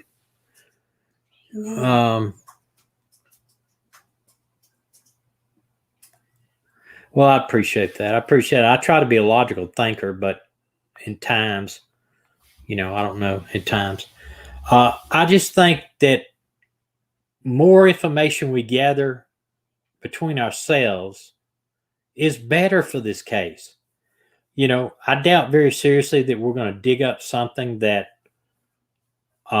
is going to break the case wide open, but we could.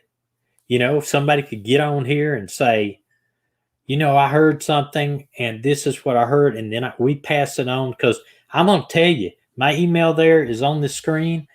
If you give me any information that I feel like needs to be passed on to the FBI or Sheriff's Department or CBI, I'm going to do it.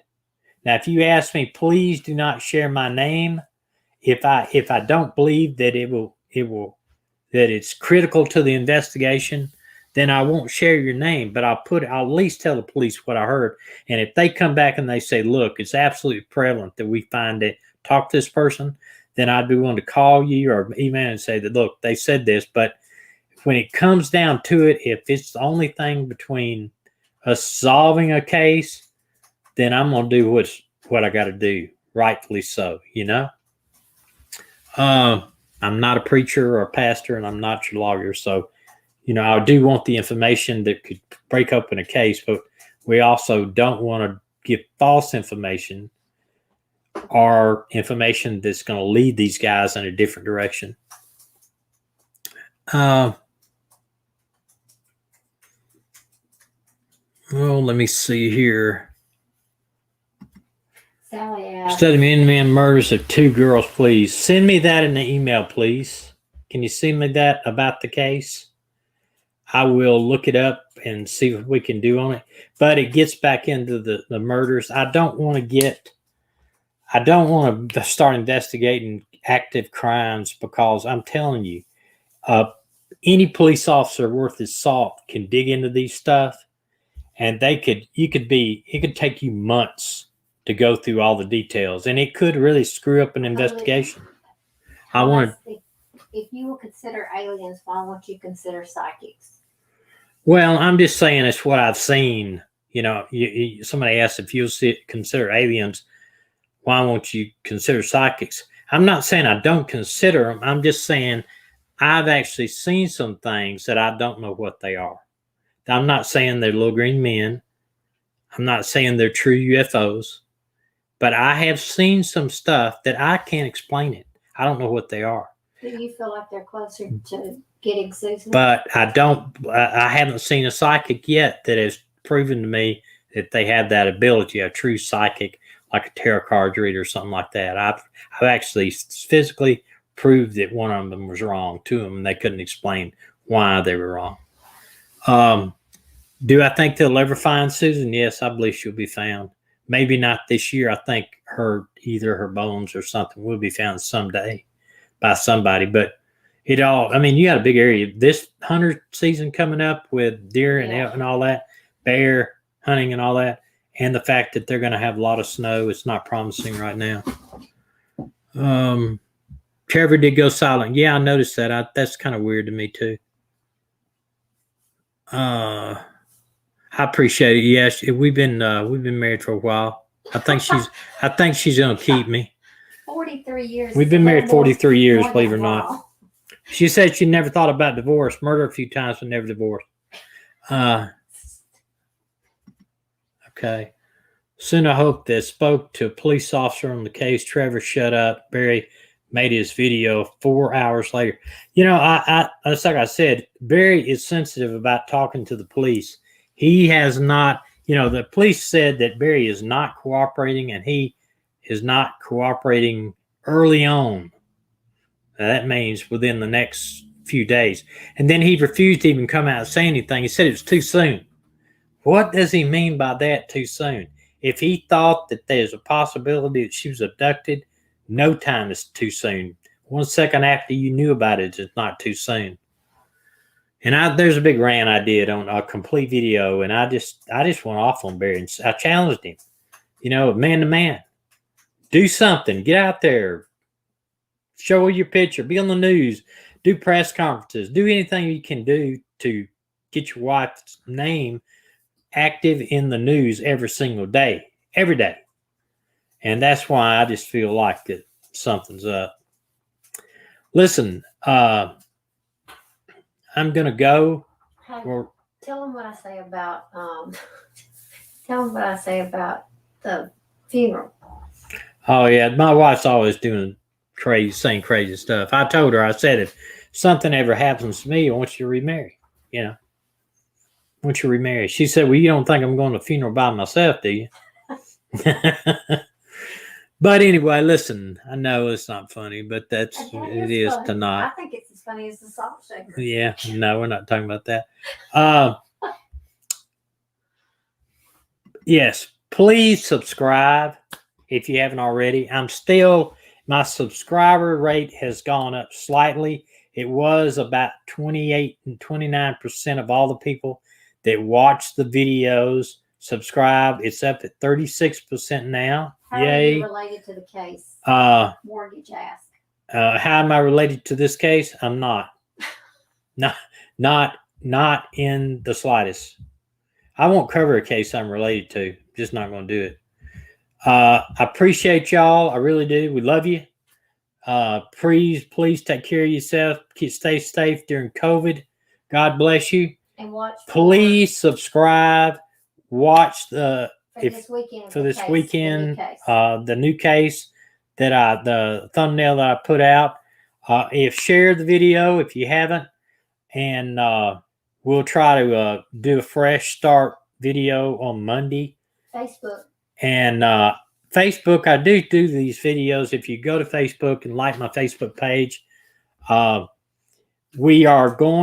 developing a website. I'm working on it, I promise.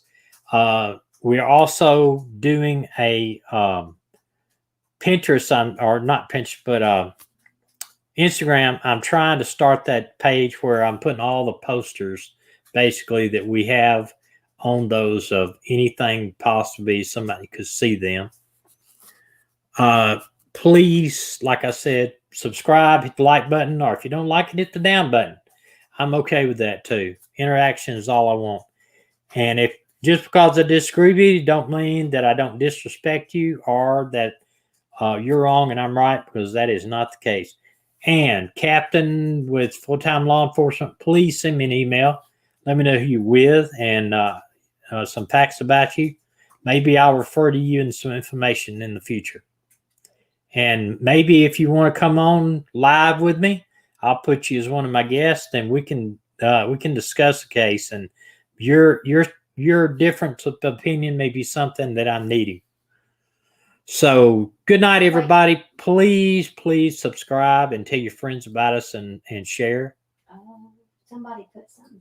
Just in case you're not aware, Thomas, the sheriff's office and CBI now said they will join Suzanne's brother in a search. Yeah, I did. I said that earlier. Okay. That the sheriff and the CBI are going to join Andy in his search, which is huge, people, because I've heard a lot of people say, oh, it's going to be disorganized. People are going to get hurt. They're going to do all this kind of stuff. No, they're not.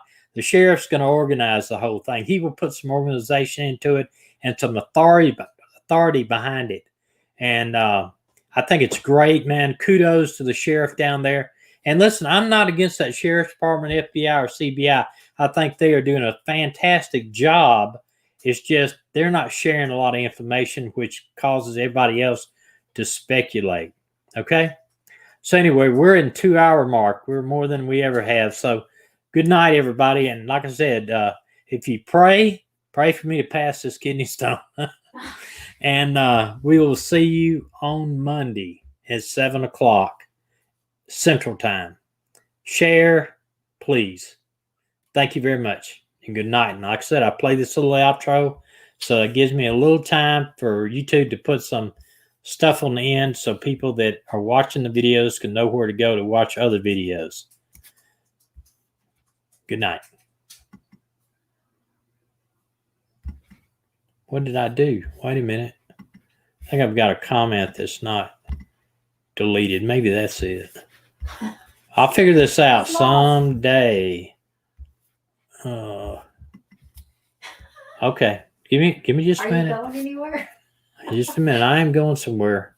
Maybe I deleted that outro. I tried not. I hope I didn't delete that. Anyway, I'm going to do this other one. The same intro I did on the outro. Y'all have a good night.